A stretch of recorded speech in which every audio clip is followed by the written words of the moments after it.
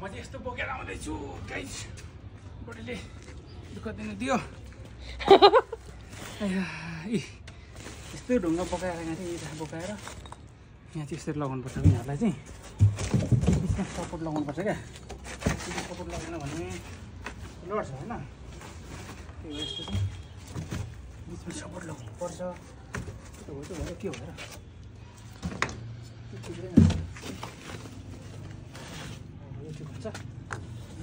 ठाडोबाट खिचे त हुन्छ यसरी बस्छ दुईवटा भयो अर्को एउटा छ अब अर्को एउटाको लागि चाहिँ कस्तो गरेर होला यसरी राख्नु पर्ला होइन यस्तो गरेर यस्तो राख्छ गाइस भिडियोको लागि मात्रै बनाउनु भएको है अब एकछिन होइन नि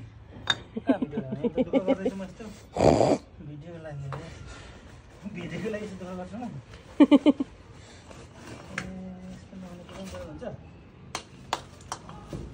त्यो लामै राख्नु न त बिचमा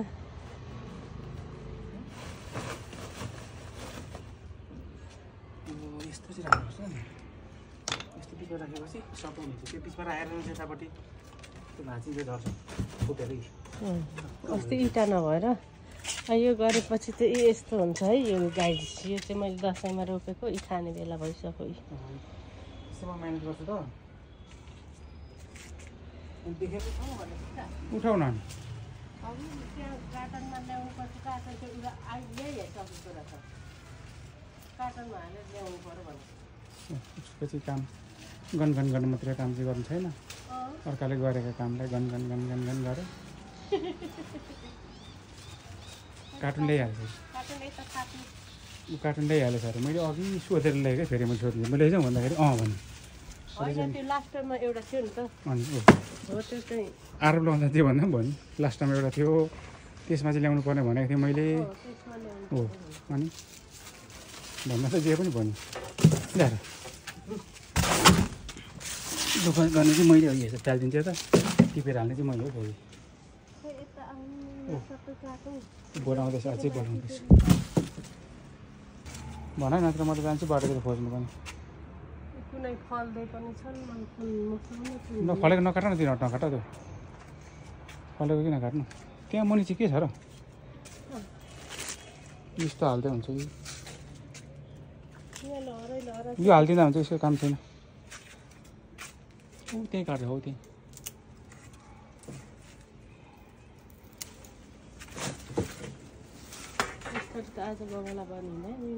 भोलि बनाउँदा पनि भयो त त्यस्तो नकाट न तिनीहरू यस्तो पातहरू यसो गरेर हाल्नु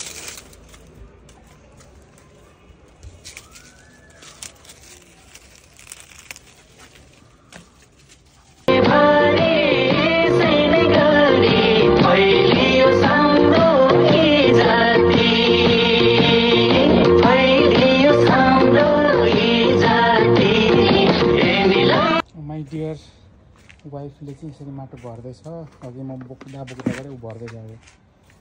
यसरी wow great my dear love so sweet I love you darling love you darling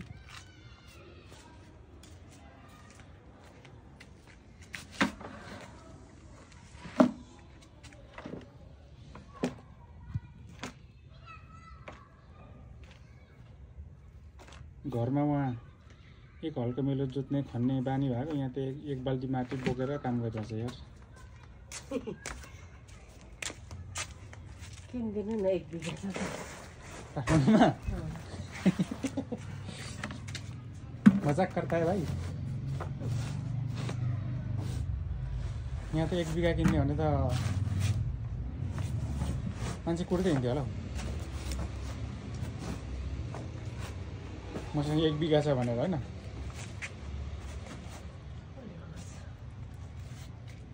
साँझ परिसकेको अवस्था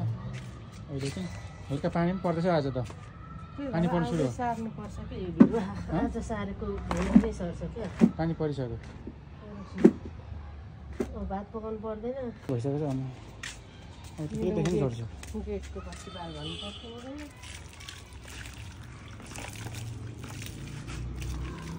सिमेन्टले गर्दाखेरि अब यसो गर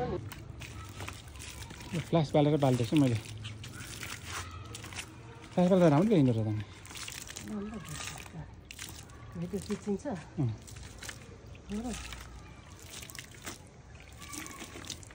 अझै हाल्नु कि है धेरै गिलो हुन्छ फेरि अलरेडी पानी पर्न लागेको छ ल हाम्रो करेसाबारी गाइज धेरै मेहनतको फलपछि रेडी भइसकेको अवस्था अब यहाँबाट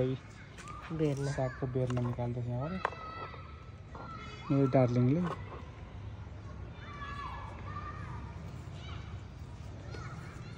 श्यामालाई यस्तो पक्कै उकाएर लगाएको सानो ठुलो सबै परेछ म त ठुल्ठुलोमा छाल्छु है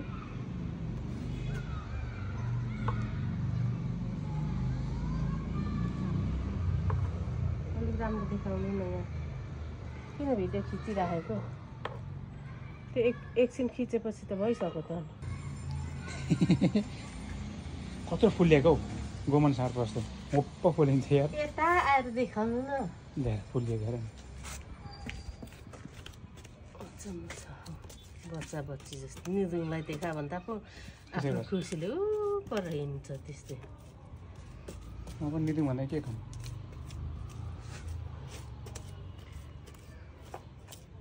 म उमेरले पो बुढो भएको त केले चाहिँ बुढो भएको छैन व्यवहारले त भर्खर केटाकेटी जस्तो लाग्छ त ए हो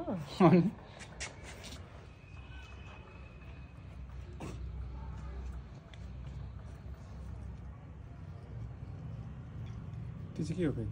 श्यामाकोबाट ल्याएको अघि ल्याएको त यो त खतरा पो गर्छ यो त फेरि यो त खतरा यो जति असारमा पानी झरीले कुट्छ नि मर्दैन इनर सबै मर्छ यसको चाहिँ मन बिउ राख्नु पर्यो पछि अब पकाएर यो खाएर तर साग चाहिँ मिठो छैन मिठो हुँदैन फेरि त्यही भएर मैले याद नगरेको क्या त्यो मिठो हुँदा त के गर्नु तर अनि त्यो असारमा कुटेको बेला अरू साग केही नपाउँदा त यो अनि आफ्नो करेसाको खानु ठिक छ नि त अनि यो अरूहरू पाउँदा पो ठिकै छैन केही पनि नपाउँदा किन भिडियो खिचिराख्नु हो एकदम एकदम यो भिडियोको बत्ती बल्लायो है यो अनि त्यो बन्द गरेर बाल्नु न अचम्म बन्द गरेर एकछिन है त